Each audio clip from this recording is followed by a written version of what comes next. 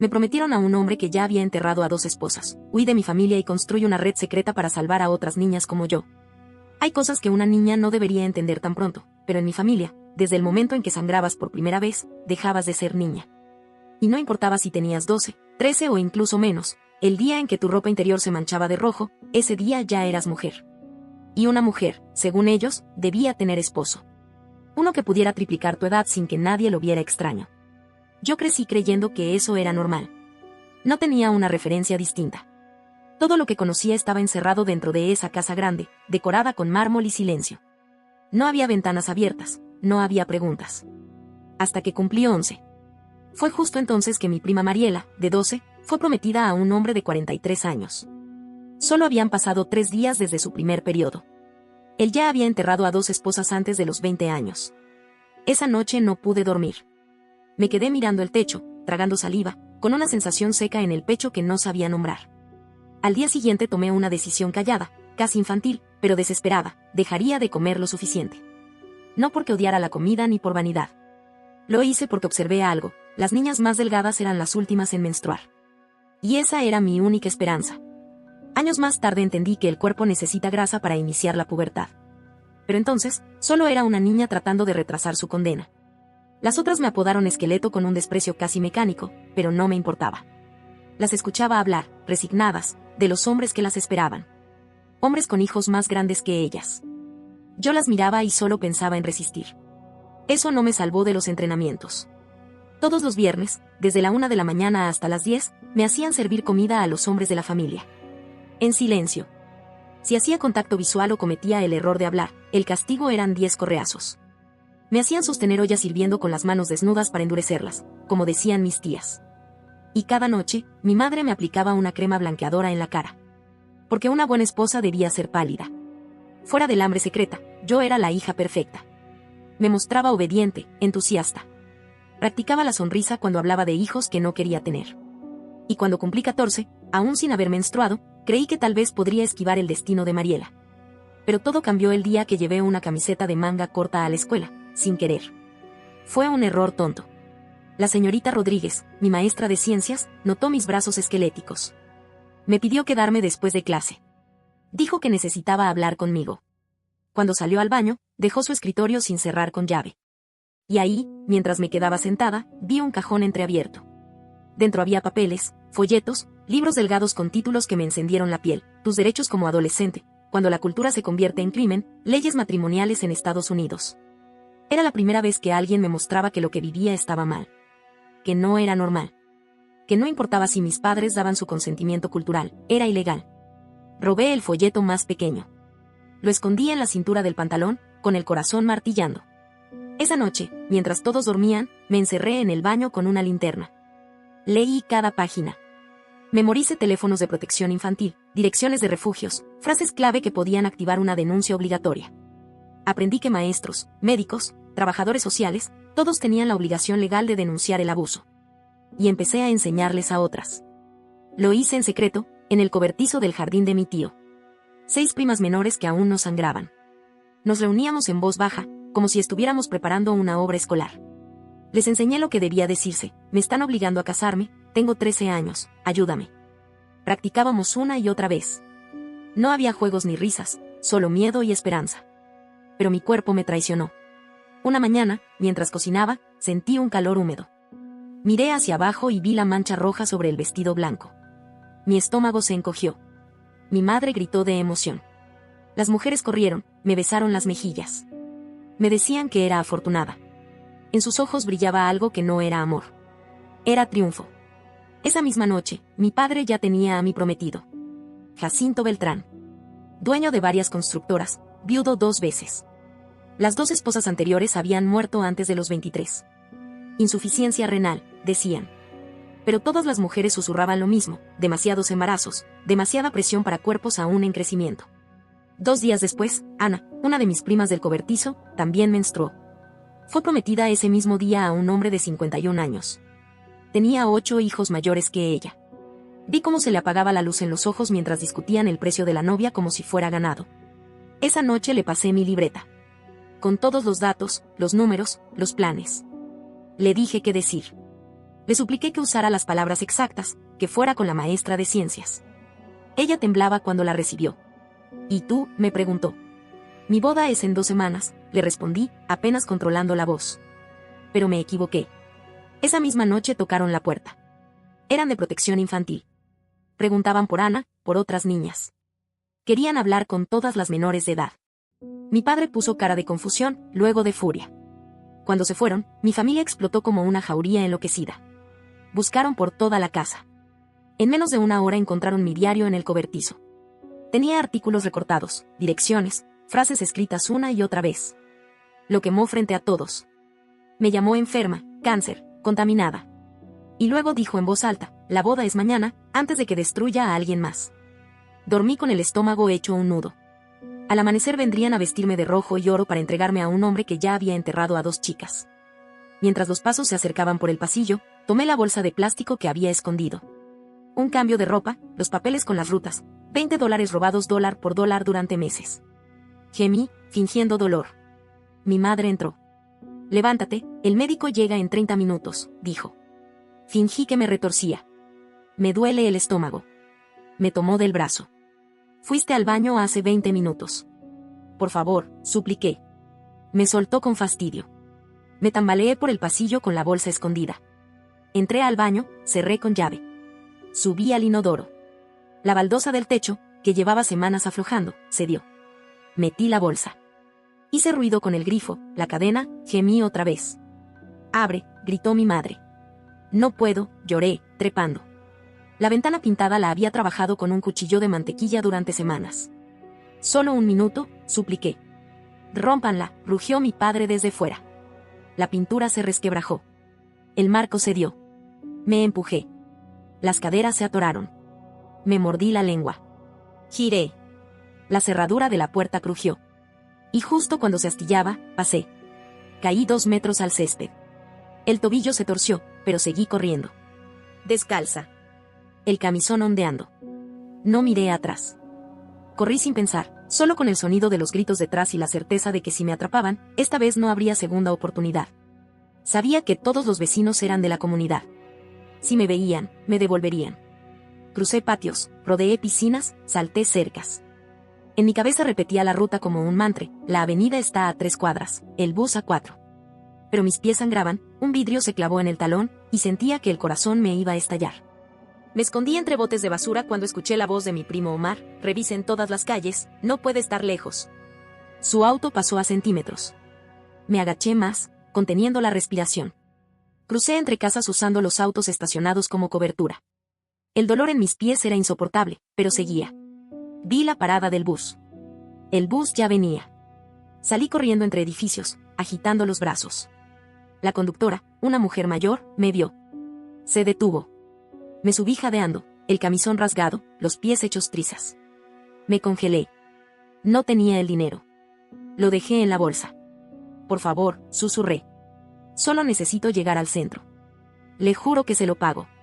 Una anciana se levantó y puso las monedas. Siéntate, hija, dijo. Me ofreció pañuelos. No hizo preguntas. Solo me cubrió del mundo mientras el bus arrancaba. Por la ventana vi el auto de Omar entrar al estacionamiento. Me encorvé, la mujer mayor se acomodó frente a mí para cubrirme mejor. Me protegió sin conocerme. El centro me pareció gigantesco. Nunca lo había recorrido sola. Crucé la calle cojeando, dejando manchas de sangre. Llegué al edificio del juzgado. Entré. La secretaria me miró y salió corriendo de su escritorio. ¿Estás bien? ¿Necesitas atención médica? ¿Una orden de protección? Apenas logré decir, tengo 15. Me quieren casar hoy. Por favor. Me sentaron. Me dieron agua. Me pidieron una dirección. Di la del refugio que había memorizado. Pero al llamar, no había camas disponibles. Podemos ponerte en lista de espera para el jueves. Jueves. Faltaban 3 días. Y no tenía dónde pasar ni esa noche. Entonces recordé a la señorita Rodríguez. Tal vez no había olvidado cerrar aquel cajón ese día. Tal vez lo hizo a propósito. Tomé 3 buses. 2 horas. Llegué a la secundaria Jefferson. Era sábado, pero su auto estaba en el estacionamiento. Caminé por los pasillos vacíos hasta su salón. Estaba corrigiendo trabajos. Cuando me vio, dejó el bolígrafo y cruzó la sala. Alma, susurró, mirando mis pies, mi ropa rota, la orden en mi mano. Siéntate, no te muevas. Trajo un botiquín. Me limpió los pies. Yo solo podía llorar. Hoy iban a casarme, sollozaba. Ese hombre enterró a 2 esposas. El refugio está lleno. Me buscan. Ella llamó a protección infantil. Pero la voz al otro lado fue tajante. ¿Ha sido golpeada recientemente? ¿Hay peligro físico inmediato? No ve sus pies, dijo mi maestra. Se cortó escapando. Autoinfligido en fuga, respondieron. No califica. Necesitamos pruebas de abuso familiar. Mi teléfono empezó a sonar. Mamá. Papá. Omar. Números desconocidos. La señorita Rodríguez contestó uno. Hola, dijo. Luego palideció. ¿Señor Beltrán? No, su hija no está aquí. Colgó rápido. Pueden estar rastreando tu ubicación. Borra todo ya. Mientras borraba el teléfono, ella hacía llamadas. Supervisores, asistentes sociales, abogados. Todos decían lo mismo, sin pruebas visibles, no podían hacer nada. Entonces escuchamos pasos en el pasillo. Sabemos que está aquí, gritó la voz de mi padre.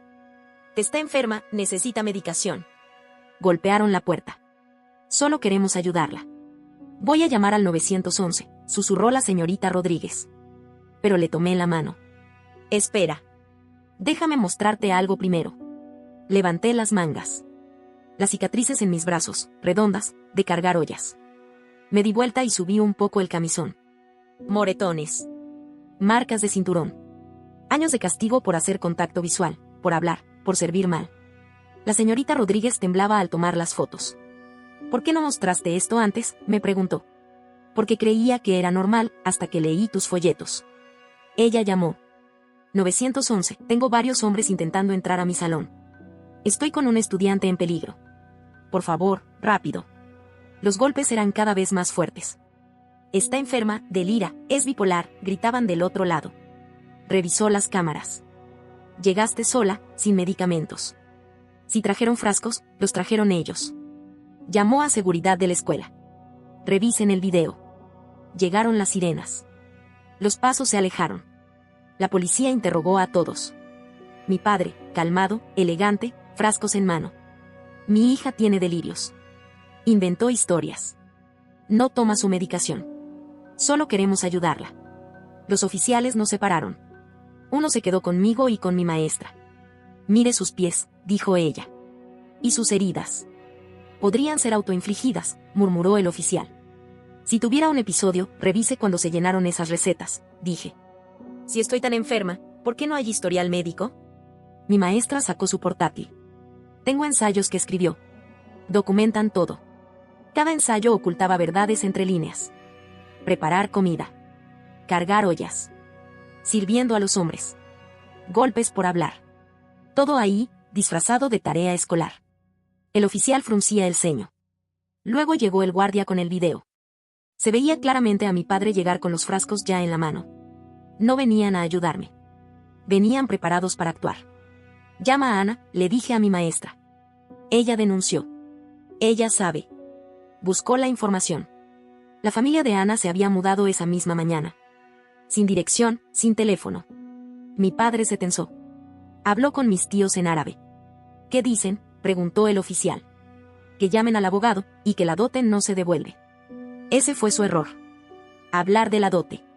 El oficial se puso serio. ¿Dote? Me equivoqué, dijo mi padre. Mi inglés. Llegaron más policías. Supervisores. Una fiscal. Mis padres hablaron de libertad religiosa, de honra familiar.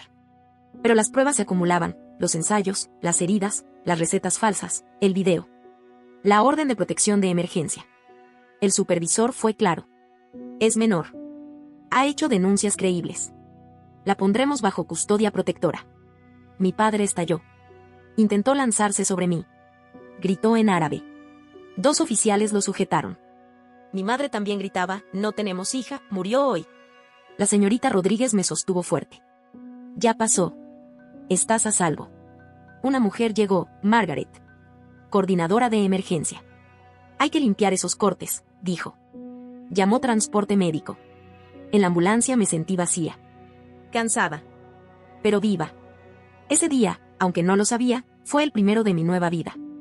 La sala de emergencias era un caos de niños con brazos rotos, adultos con dolores de pecho y enfermeros corriendo entre camas. Aún así, Margaret logró que me atendieran rápido. El vidrio en mi talón estaba incrustado profundamente, pero el médico fue cuidadoso. Inyectó anestesia y empezó a trabajar. Mientras tanto, Margaret hacía llamadas. ¿Tiene lugar para un caso de matrimonio forzado? ¿Alta vulnerabilidad cultural? No, tampoco. Entiendo. Todas las respuestas eran negativas. Los fines de semana siempre es difícil, murmuró, y estos casos son especialmente delicados. Las familias intentan recuperarlas con rapidez. Necesitamos un lugar seguro. Yo no hablaba. Solo observaba la lámpara sobre mi camilla. Tenía la sensación de que, si cerraba los ojos, algo me arrastraría de nuevo a casa. A los gritos. A los golpes. A las ollas hirviendo. La señorita Rodríguez entró como una ráfaga. Creo que conozco a alguien, dijo. Una enfermera jubilada, trabajó con el distrito. Ha alojado niñas en emergencias antes. Podría recibirla esta noche. Margaret levantó la cabeza. ¿Está certificada? Déjame averiguar. Volvió minutos después. Theodora Whitman. Tiene credenciales, referencias, experiencia. Margaret asintió. Perfecto. El médico terminó de vendarme los pies. Me recetaron antibióticos. Cuando nos íbamos, mi teléfono, recién restablecido, vibró. Un número desconocido. Un mensaje: nos has deshonrado a todos. Esto no termina aquí. Margaret lo anotó. Eso es prueba directa de intimidación. Tendrás que cambiar de número. Y evitar redes. Pueden rastrearte por ahí. El trayecto hasta la casa de Theodora fue silencioso. Nos alejábamos de la comunidad, de sus calles repetidas, de sus vecinos con ojos agudos. Cuando llegamos, supe que no era como cualquier otra casa. Había cámaras en cada esquina, una cerca alta, sensores de movimiento. Theodora nos recibió en la puerta. Tenía unos 60 años, el cabello blanco recogido en un moño bajo y una voz suave pero firme. Me miró los pies, mi rostro pálido, el agotamiento. Entra. Vamos a acomodarte. Por dentro, su casa era sencilla, cálida. Alfombras suaves, paredes con fotos familiares. Me mostró un cuarto pequeño. Tiene cerradura por dentro. Las ventanas están aseguradas. Aquí estás a salvo. Margaret terminó los papeles. La señorita Rodríguez me ayudó a desempacar. Antes de irse, mi maestra me entregó una tarjeta con su número. Llámame. A cualquier hora. Asentí. Tenía tanto miedo de dormir que me quedé sentada junto a la ventana hasta las 3 de la mañana. Entonces Theodora entró. También vinieron por la última niña que tuve aquí, me dijo, sentándose a mi lado. El padre y los hermanos. Gritaron, amenazaron. Pero la policía llegó en 2 minutos. Me aseguré de eso. Me miró con ojos claros. Aquí, estás protegida. Aunque tengas que recordarlo cada 5 minutos. El domingo lo pasamos haciendo planes de seguridad. Me dieron un teléfono nuevo. Solo 3 personas tendrían el número. Me explicaron rutas alternas, casas seguras, qué hacer en caso de emergencia. Mañana tenemos que inscribirte en otra escuela, dijo Theodora. No puedes volver a Jefferson. La idea me asustaba, pero ya no podía pensar en lo conocido. Mi vida se había cortado de raíz. Lunes. 6 de la mañana. La alarma sonó. Theodora revisó las cámaras. Mi tía, 2 primas. Paradas frente a la puerta. Con una caja. Sabemos que estás aquí, gritó mi tía. Solo queremos hablar. Tu abuela está enferma. Theodora no respondió. Solo llamó a la policía. Sí, hay personas violando una orden de restricción en mi propiedad. Se fueron antes de que llegara la patrulla, pero antes, una de mis primas levantó un cartel hacia la cámara. Te amamos. Vuelve a casa. No era amor. Era manipulación. Esa tarde, Margaret llamó. Tu padre contrató un abogado. Alegan alienación parental. Exigen tu regreso. ¿Eso es posible? Lo intentarán. Pero con la orden y las pruebas, es improbable. Aún así, prepárate. El martes llegó un ramo de flores enorme. Una tarjeta, nuestros corazones están rotos. Perdónanos. Mamá. Theodora documentó todo antes de tirarlas. Cada intento cuenta como presión. Guarda evidencia. El miércoles empecé en mi nueva escuela. Expediente sellado. Circunstancias especiales. La consejera sabía todo. Me asignaron una compañera, me permitieron comer en la biblioteca. Hemos visto casos similares, me dijo la orientadora. Tu seguridad es lo más importante. Pero la seguridad se volvió una palabra frágil. En el estacionamiento vi un auto conocido.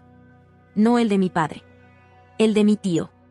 Estaba detenido donde todos podían verlo. No bajó del coche. Solo esperó. Teodora llegó en minutos. Se estacionó justo frente a él. Me acompañó hasta dentro. Grabó todo. El mensaje es claro, no tenemos miedo. El jueves llegó una carta legal. Mi padre exigía mi regreso inmediato. Alegaba que yo estaba siendo adoctrinada. Que corría peligro de perder mi identidad cultural. Patricia, la abogada asignada a mi caso, la revisó. Es una táctica conocida, dijo. Ellos dirán, libertad religiosa, derechos parentales. Nosotros, abuso infantil, coerción, pruebas, ¿tendrás que verlos en corte? No si puedo evitarlo. Pero prepárate por si toca. El viernes marcó el inicio de la verdadera guerra. Teodora me despertó con la cara seria. No entres a tus redes. Mira esto desde mi portátil. Me mostró una publicación pública de mi padre. Mi foto. Un texto, ayúdenos a encontrar a nuestra hija. Tiene problemas mentales. Ha sido manipulada. Tememos por su seguridad. Los comentarios se multiplicaban. Gente de la comunidad compartiendo la publicación. Algunos ofrecían dinero por información. Era una campaña de difamación cuidadosamente disfrazada de preocupación. Patricia llamó de inmediato. Esto es intimidación de testigos. Intentan controlar la narrativa. Lo responderemos, pero con cuidado. Esa tarde, la publicación tenía cientos de compartidas. Y entonces llegó la traición. Una prima. Noemí. Una de las del grupo del cobertizo. Apareció en un video. Sentada con su madre. Leyendo frases claramente escritas por otros. Mi prima dijo que nuestros padres querían hacernos daño. Nos llenó de mentiras. Nos hizo odiar quienes somos. Vi sus ojos vacíos. El miedo detrás de su cara inexpresiva. No estaba hablando. Estaba sobreviviendo. Lloré. Lloré mientras Teodora me abrazaba. No es tu culpa. Usan todo lo que amas contra ti. Pero eso no significa que lo que hiciste esté mal. Actualización 2. El sábado vino alguien inesperado. El timbre sonó justo después del desayuno. Teodora miró las cámaras. Era una joven con un sobre en la mano. Dice que viene del bufete, trae documentos para la menor. Déjalo en el buzón, dijo Teodora por el altavoz. Pero cuando la joven se giró, vi su rostro desde la ventana. Era Clara. Mi prima. 3 años mayor. Llevaba peluca, ropa formal. Se marchó sin decir una palabra, caminando rápido. Pero nuestros ojos se cruzaron. Alcancé a ver las lágrimas en los suyos antes de que desaparecieran al doblar la esquina. El sobre contenía fotos. Mi abuela luciendo frágil. Mi hermanita en su fiesta de cumpleaños. Mi madre llorando mientras servía mi plato favorito. Cada imagen cuidadosamente seleccionada para remover la culpa. Pero la última me dejó helada. Era Ana. Estaba de pie, en una sala desconocida, con un vestido claro. Tenía un anillo de compromiso. En la parte de atrás de la foto, alguien escribió con una caligrafía que conocía bien, volvió a casa. Ahora es feliz. Tú también podrías. Le hicieron volver, murmuré. La van a casar igual. Patricia frunció el ceño al ver la imagen. Si retira su denuncia, complica todo. No lo hará, le dije. Mira sus ojos. Está aterrada. Eso no importa si no testifica. El domingo, la presión escaló. Uno de los vecinos de Teodora llamó, vio a unos hombres tomando fotos desde la acera. La policía llegó rápido, pero ya se habían ido. Era un mensaje, sabemos dónde estás. Margaret convocó una reunión de emergencia. Tal vez debamos moverte. Pero Teodora fue firme. Si huimos, ganan. Nos quedamos. Documentamos. Peleamos. El lunes fue la audiencia para la orden de protección permanente. Patricia me preparó todo el fin de semana. Pero nada me preparó para entrar en esa sala y verlos. Toda mi familia extendida. Mis padres al frente. Tíos, primos, líderes comunitarios. Todos con cara de tristeza fabricada. Mi madre se secaba los ojos con un pañuelo. Mi padre miraba al juez con respeto falso. El abogado de ellos habló primero. Dijo que yo era víctima de propaganda occidental. Que mi maestra me había alejado de mis raíces. Que mi familia solo quería protegerme. Llamaron a un imán, a vecinos, incluso a mi pediatra. Nunca vi señales de abuso, dijo él. Nunca me dejaban sola con él, susurré a Patricia. Mi madre contestaba por mí. Luego nos tocó. Patricia presentó las pruebas, las cicatrices, los cortes, las marcas. Los ensayos donde yo narraba las tareas que eran castigos. El video del cobertizo. Las recetas falsas. El testimonio de la señorita Rodríguez, que habló temblando pero con firmeza. ¿Por qué no denunció antes?, preguntó el abogado. Estaba construyendo confianza. Quería que se sintiera segura. Así que no cumplió la ley de reporte obligatorio, insistió. Patricia objetó. Estaba actuando responsablemente, no omitió nada. Reportó cuando tuvo evidencia directa. Me llamaron a declarar. Patricia me miró y asintió. Conté todo. Las ollas, los golpes, los entrenamientos, las frases exactas. Como se nos asignaban hombres mayores apenas sangrábamos. Como enterraban esposas antes de los 23. Como a mí me tocaba uno igual. Jacinto Beltrán, dije. 2 esposas anteriores. Muertas. Insuficiencia renal. El certificado es público, agregó Patricia. Amas con embarazos múltiples. El abogado objetó. ¿La insuficiencia renal es común? ¿Acusan a mi cliente de asesinato? Nadie ha dicho eso. Pero los patrones hablan. El juez se acomodó, serio. ¿Hay evidencia directa? Sin el testimonio de Ana, no por ahora, respondió Patricia. Fue entonces cuando se abrieron las puertas. Una mujer joven, de pie con una trabajadora social, entró rengueando. Mi madre jadeó. Mi padre se congeló. La mujer habló, me llamo Fátima Beltrán. Fui la primera esposa de Jacinto. No morí. La sala estalló en susurros. El abogado de mi padre se puso de pie, objeción. El juez lo hizo callar. Fátima siguió, tenía 15 cuando me casaron. A los 20 tenía 4 hijos. Mis riñones fallaron. Dijeron que morí. Pero una enfermera me ayudó a escapar. Llevo 5 años oculta. Me miró. Vi tu historia. No podía permitir que otra pasara por lo mismo. Tenía expedientes médicos, fotos, documentos. Pruebas de que su familia mintió, la escondió, la declaró muerta. El juez fue claro al final, orden concedida. Permanente. Sin contacto. Cualquier violación será delito. Mi padre se levantó, rojo de furia. Ya no eres mi hija, dijo en árabe. Estás muerta para nosotros. Mi madre se quitó el velo. No tenemos hija. Al salir, escupieron cerca de mis pies. Me llamaron maldición. Pero Fátima me sostuvo del brazo. No estás sola. Teodora nos esperaba en la puerta. Vi a mi padre al teléfono, gesticulando. Patricia murmuró, esto no ha terminado. Y tenía razón. Después de la audiencia, todo se intensificó. Mi familia ya no podía tocarme legalmente, así que buscaron otros caminos. Más sucios. Más crueles. Más cobardes. Empezaron hackeando mis redes sociales. Las cuentas que ya había cerrado aparecieron de nuevo. Llenas de publicaciones que no escribí. Fotos mías editadas, miradas vacías, textos sobre enfermedades mentales y supuestos delirios. Algunos pedían ayuda para rescatarme. Otros pedían oraciones. Todos querían controlar el relato. Tiendas donde Teodora compraba comenzaron a negarle el servicio. No queremos problemas, decían. Su niña adoptiva, su familia es influyente. Y entonces, llegaron las demandas. No penales. Civiles. Por difamación. Por daño emocional. Por alienación parental. Demandas que no buscaban justicia, solo drenarnos. Cansarnos. Arruinarnos económicamente. Es común, explicó Patricia. Intimidación legal. Quieren obligarte a ceder. Pero yo no pensaba ceder. El golpe más bajo llegó a través de las niñas. Empezaron a circular videos. Niñas que una vez compartieron secretos en el cobertizo. Ahora decían, frente a cámaras, que yo las había corrompido. No odien a nuestra cultura, decía una. Ella nos dijo que nuestros padres eran monstruos. Reconocí el miedo en sus ojos. El guión cuidadosamente ensayado. El temblor en sus voces.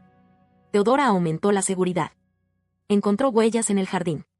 La policía no pudo probar nada, pero sabíamos que vigilaban. Podrías entrar al programa de protección de testigos, sugirió Margaret. Cambiar de identidad. Estado. Escuela. Lo pensé. Pensé en Fátima. Oculta 5 años. En silencio. No, respondí. Me quedo. Lucho. Que otras niñas vean que se puede. Días después, una mujer apareció en la puerta. Decía venir de un servicio de mediación cultural. Ofrecía reconciliación supervisada. Reuniones familiares. Terapia. Teodora cerró la puerta en su cara. Vinieron más. Una terapeuta. Un líder religioso. Un primo lejano. Todos con el mismo mensaje: tu abuela está muriendo. Tu madre llora todos los días. Vuelve a casa. Todo fue documentado. Nada aceptado. Y entonces, Patricia llamó. Ana quiere verte. Mi cuerpo se tensó. ¿Es una trampa? No lo sé. Lo pidió su abogada. Dice que tiene información. La cita fue en la oficina de Patricia. Con seguridad. Ana entró distinta. Más flaca. Ojerosa. Rota. Cuando estuvimos solas, su voz era un susurro. Me hicieron volver. Amenazaron con hacerle daño a mi hermanita. Bajó la mirada. Lo siento. Escucha, continuó con urgencia. Tienen un plan. Lo escuché. No van a intentar llevarte de vuelta. Eso ya lo dejaron. Pero quieren hacerte pagar. Un escarmiento. Algo para dar ejemplo. ¿Qué clase de escarmiento?, pregunté. No sé exactamente. Mencionaban tu escuela. Algo visible. Que todos entiendan. Me estremecí. ¿Cuándo? Pronto. Tal vez esta semana. No sé más. No me dicen nada. No confían en mí. Me pasó un papel con una dirección. Otras niñas. De otras familias. Aún atrapadas. Necesitan ayuda. Tienen miedo. Haz algo por ellas. Esa noche cambiamos toda la rutina. Faltaré a clases unos días. Rutas distintas. Ningún patrón repetido. Pero no fue suficiente. El miércoles, a media mañana, sonó una alarma. No la del jardín. La de mi cuarto. Enciérrate en el baño, gritó Teodora, llamando al 911. Corrí.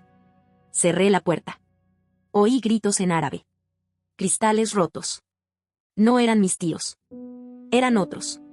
Hombres de la comunidad. Dispuestos a ensuciarse por la honra.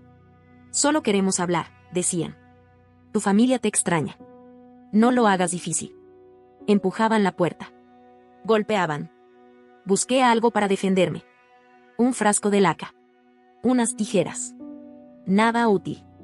Solo 3 minutos más, me decía. Solo eso. La puerta crujía.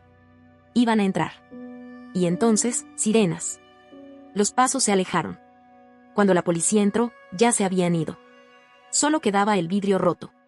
Huellas de lodo. Y mi cuerpo temblando. Hay que mudarte hoy mismo, dijo Margaret.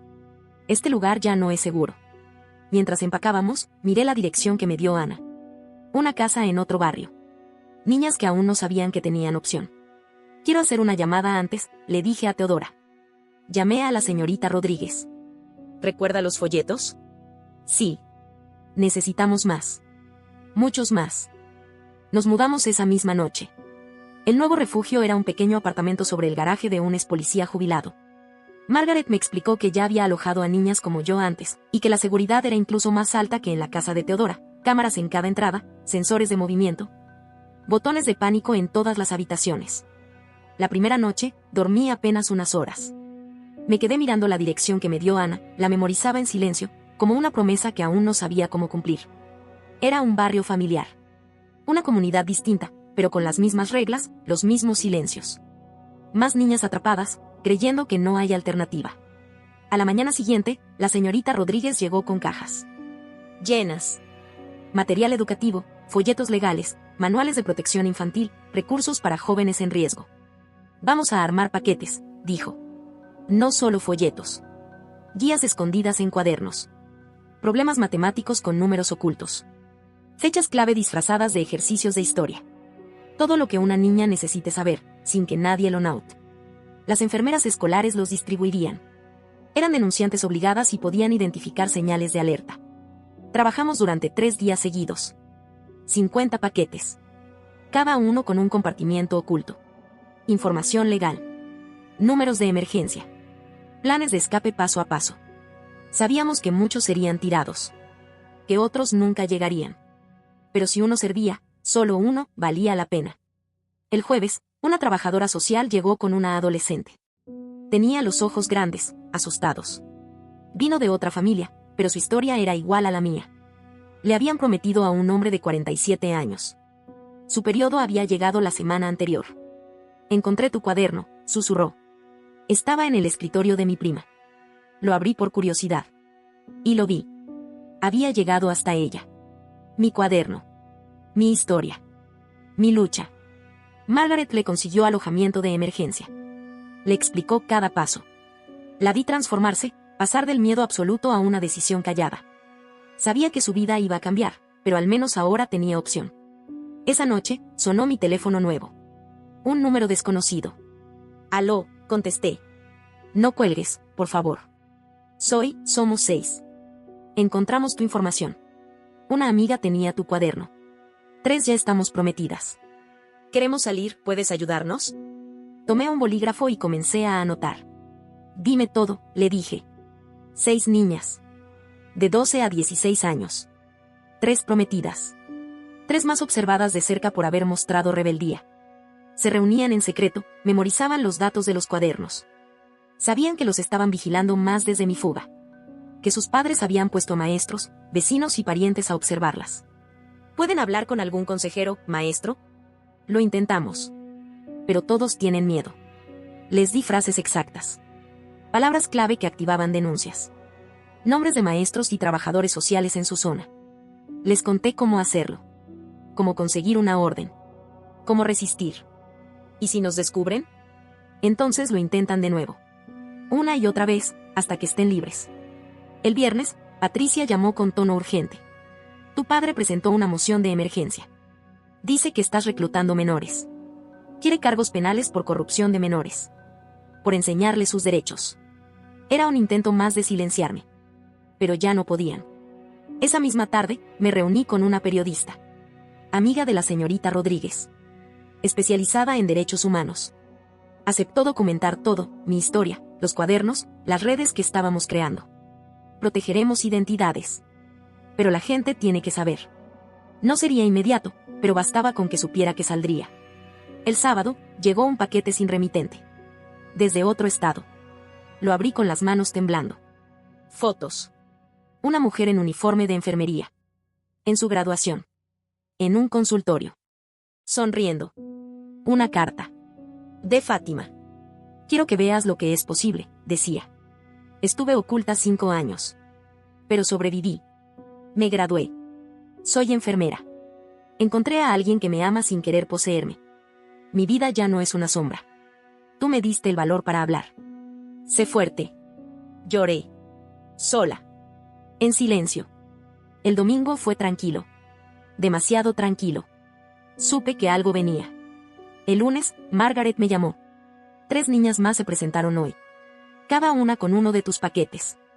Protección Infantil ya abrió investigaciones. Está funcionando. Pero no pasó desapercibido.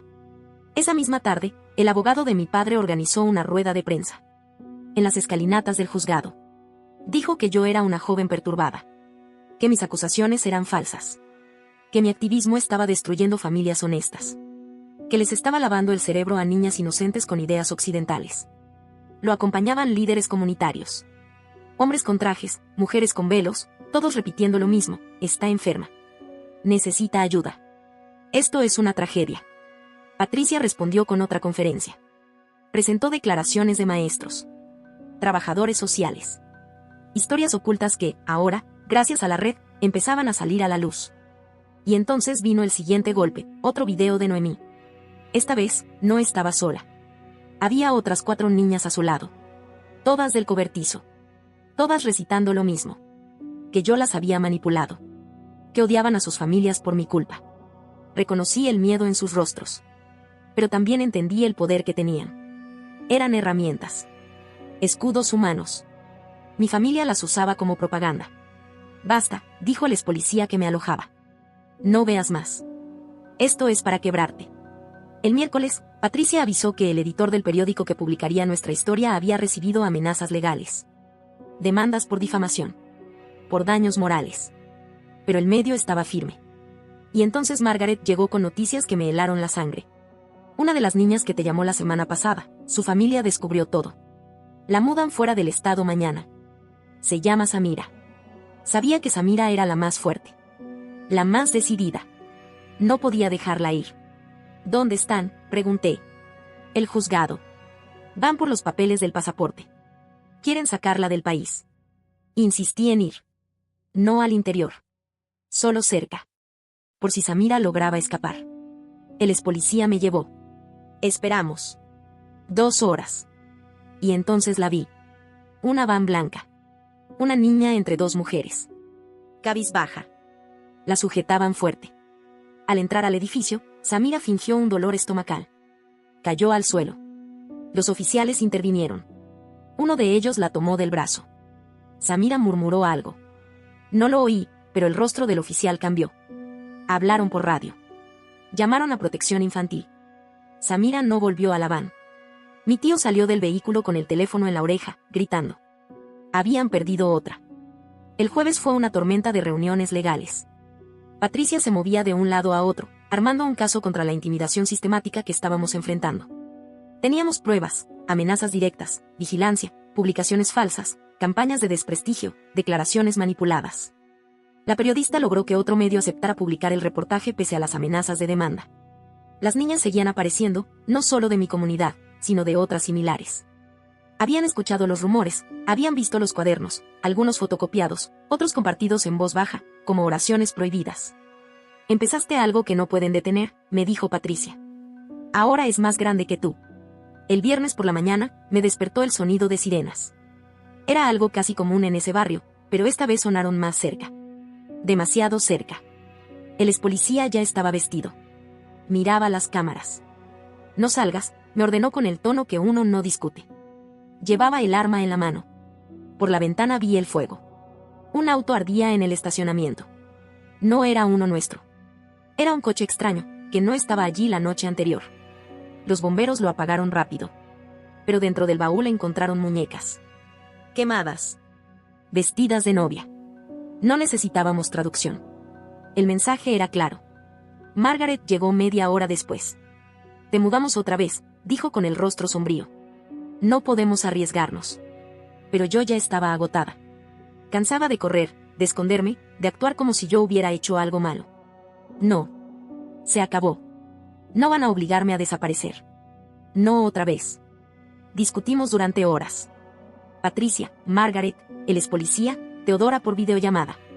Al final, llegamos a un acuerdo, me quedaría, pero con vigilancia constante, turnos de policías retirados, botones de pánico, cámaras adicionales, y ninguna noche en la misma cama 2 días seguidos. Era agotador, pero al menos ya no era huida. Era defensa. El sábado trajo algo que no esperaba. Esperanza. El artículo fue publicado. En menos de 12 horas, se volvió viral. Cientos de comentarios. Mujeres que habían escapado. Maestras que no sabían cómo ayudar. Organizaciones de derechos humanos que se ofrecían a respaldar lo que estábamos construyendo. Pero el mensaje más importante llegó de Ana. Un texto desde un número desconocido. 12 niñas en 3 estados ya tienen los cuadernos. Están haciendo copias. Lo lograste. Lloré en silencio. No de miedo. De alivio. El domingo fue calmo. Una calma falsa. Lo sabía. Mi familia no se iba a quedar de brazos cruzados. No después de ver que ni su último recurso funcionó.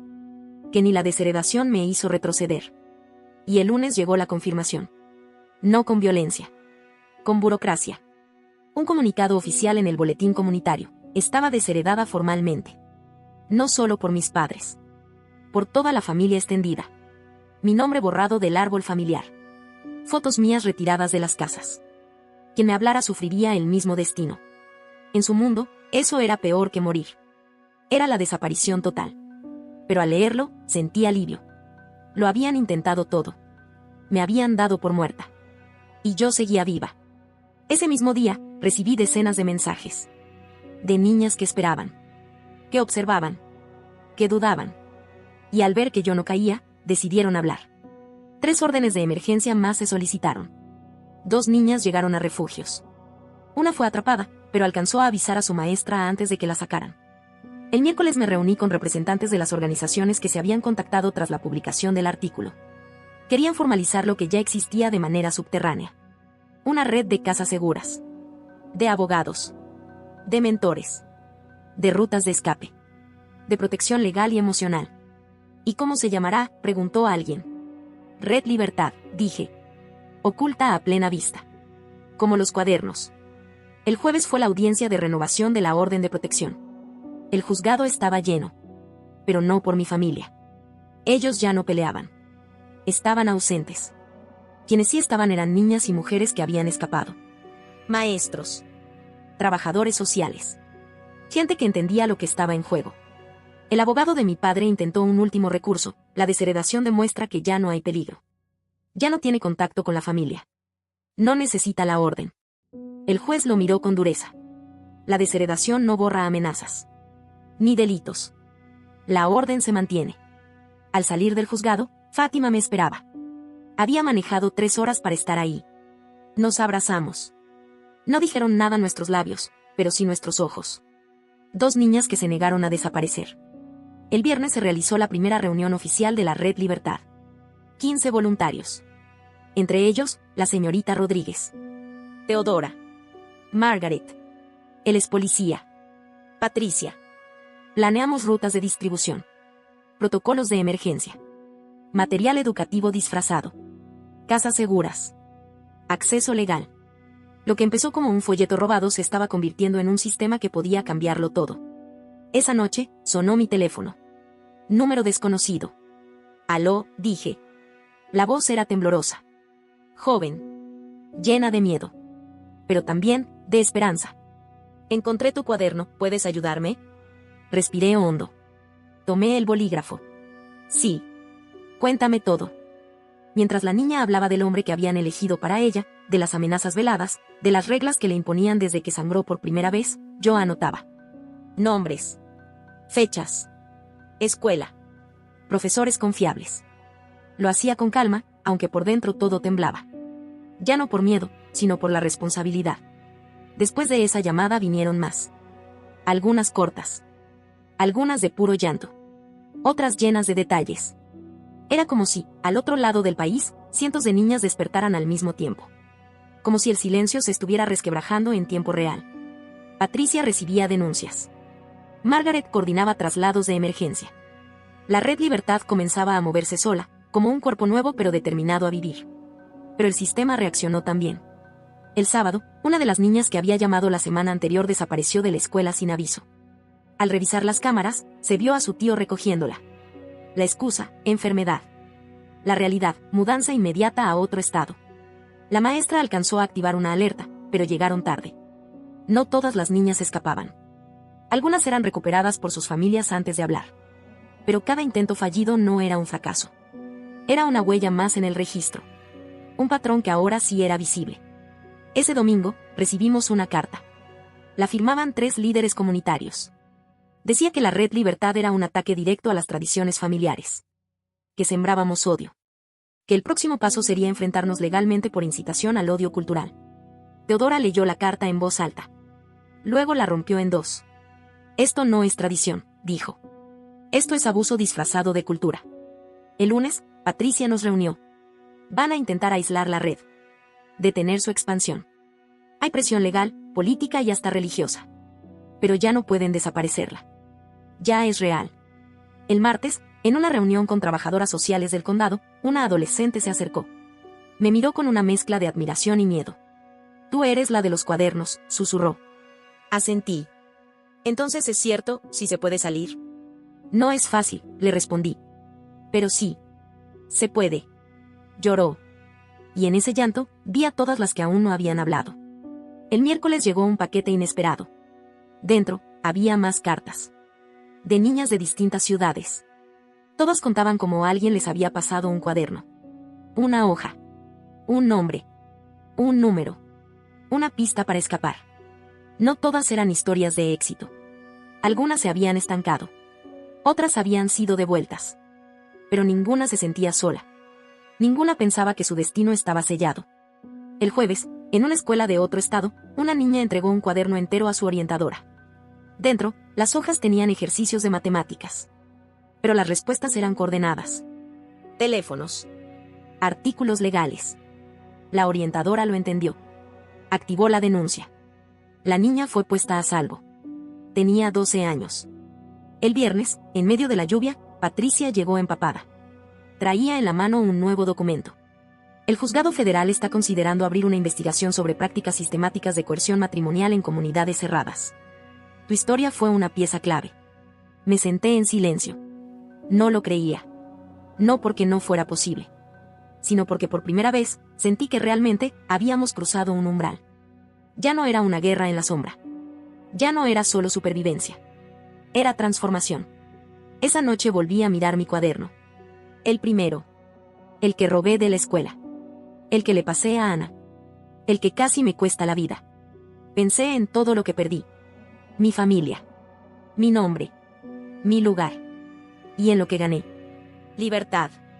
Dignidad. Hermanas que no conocía. Me borraron de su mundo. Me condenaron al olvido. Pero al hacerlo, me volvieron inolvidable. Me convertí en algo que no pueden eliminar, una prueba viviente de que otra vida es posible. No me interesa el castigo. No me interesa la venganza. Me interesa que ninguna niña más crea que su cuerpo es una deuda. Que su voz es una desobediencia. Que su vida está escrita por otros. Y por eso, cada vez que suena el teléfono y escucho una voz temblorosa decir: «Encontré tu cuaderno, ¿puedes ayudarme?», yo respondo lo mismo. Sí. Cuéntame todo. No olvides dejar tu opinión en los comentarios, dejar tu like y compartir este video.